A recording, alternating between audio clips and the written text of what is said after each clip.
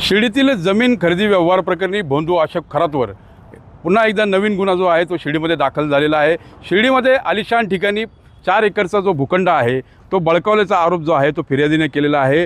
रावसाहेब गोंदकर यांनी शिर्डी पोलीस ठाण्यामध्ये ही फिर्याद दाखल केलेली आहे।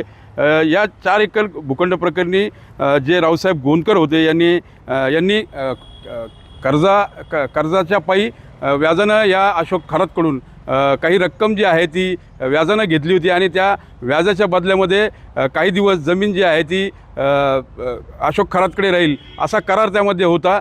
ती खरेदी जी आहे ती पूर्ण होऊ शकलेली नव्हती। मात्र व्याजाच्या डोंगरापायी शेवटी रावसाहेब गोंदकर यांची जमीन जी आहे ती भोंदू अशोक खरातनं बळकावली आणि यामध्ये आता जर बघितलं शिर्डी पोलीस स्टेशनमध्ये फसवणूक आणि सावकारकी अधिनियमाअंतर्गत गुन्हा दाखल करण्यात आलेला आहे। या प्रकरणी अशोक खरात आणि त्याची पत्नी कल्पना खरात, शिर्डी येथील मध्यस्थ अरविंद बावके, किरण सोनवणे आणि अशोक तांबे अशा 5 जणांवर गुन्हा दाखल करण्यात आलेला आहे।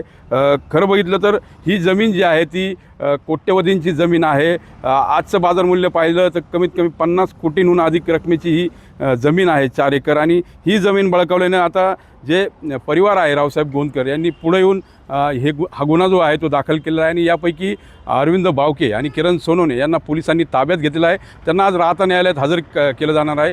आता शिर्डीतील व्यवहार देखील चव्हाट्यावर यायला सुरुवात झालेली आहे। अनेक मालमत्ता ज्या आहेत या भोंदू खरातच्या शिर्डीमध्ये आहे।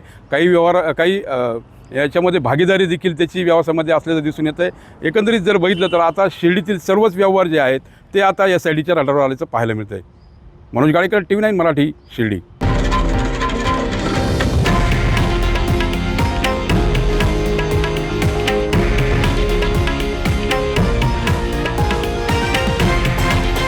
हे आहे देशातील नंबर 1 न्यूज नेटवर्क आणि आपण पाहत आहात TV9 मराठी, एकमेव।